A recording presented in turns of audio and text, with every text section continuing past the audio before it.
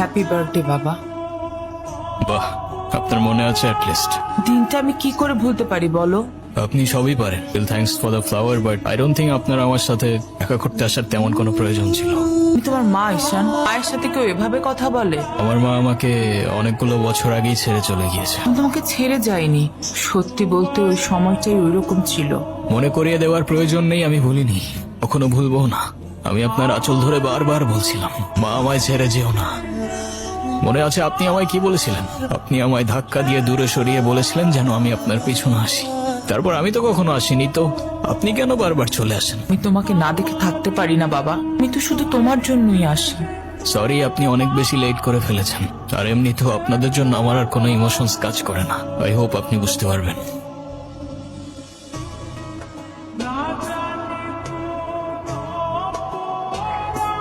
তুমি ওনাকে বলো নাই তোমার সাথে যেন আর দেখা না করে? ওনাকেও বলছি আর আপনাকেও বলছি, আমাকে আমার মতো থাকতে দেন। কেন কল করেন বারবার? ঈশান, আমি তোমার বাবা। ও যখন দরকার ছিল তখন তো কেউ ফিরেও তাকাননি আমার দিকে, তো এখন কেন? উনি কি বলতে চায়? কেন এসেছিল? এমন স্পেশাল কোনো কারণ নেই, আজকে আমার birthday, that's why. Sorry sorry বাবা, আমি আসলে কাজের জন্য ভুলে গিয়েছিলাম যে আজকে তোমার বার্থডে। স্পেশাল না মানে কি? অবশ্যই স্পেশাল। তুমি আমার একমাত্র সন্তান, আজকে তোমার জন্মদিন। তুমি বলো, তুমি আমার কাছে কি চাও? কিছু না। কিছু না বললে তো হবে না। ওয়েট, যে আমার তরফ থেকে তোমার জন্য ছোট্ট একটা উপহার। আমার জীবনে দুইটা জিনিস খুব অপছন্দ জানেন, এক আপনার টাকা আর তুই আমার মায়ের ভালোবাসা, দুটোই ফেক।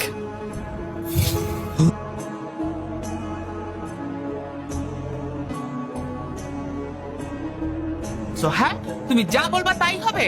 ও তুমি টাকা কামাও বলে তোমাকে কিছু বলা যাবে না? ওকে ফাইন, তুমি তোমার মতো মা। থাকো, আমি আমার মতো থাকবো। দেখো না মা, আহা, যাও তো। যেও না মা, দাঁড়াও। আমার টাকা না হইলে যে তোমার চলবে না সেটা আমার ভালোই জানা আছে। তোমার উদ্দেশ্যটা কিন্তু আমি বুঝতে পারছি। তোমাদের মতো ছেলেরা কেন আমাদের মতো বিজনেসম্যানের মেয়েকে টার্গেট করে সেটা আমার খুব ভালো করে জানা আছে। বাবা কি বলছো এসব? কি টার্গেট করছি আমি? আপনার টাকা? তা নয়তো কি? আপনার হয়তো আমার ব্যাকগ্রাউন্ড সম্পর্কে ধারণা নেই স্যার। আপনাদের মতো সো কল্ড বিজনেসম্যান আমার বাবার অফিসের লাইন দিয়ে দাঁড়িয়ে থাকে। আমি এখানে আসছি শুধুমাত্র ওকে ভালোবাসি বলে, সেকেন্ড কোনো উদ্দেশ্য সমান নাই। তুমি তো একটা বেয়াদব। তোমার ক্যারেক্টার সম্পর্কে আমি খুব ভালো করে জানি।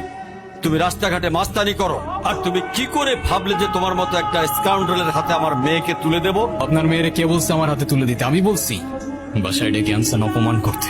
আপনার বাবা মাই তো আপনাকে ভদ্রতাটা শেখাইতে পারেনি। আপনি আসছেন আমায় জাজ করতে। বেরিয়ে যাও, এই মুহূর্তে আমার বাড়ি থেকে বেরিয়ে যাও। Get out!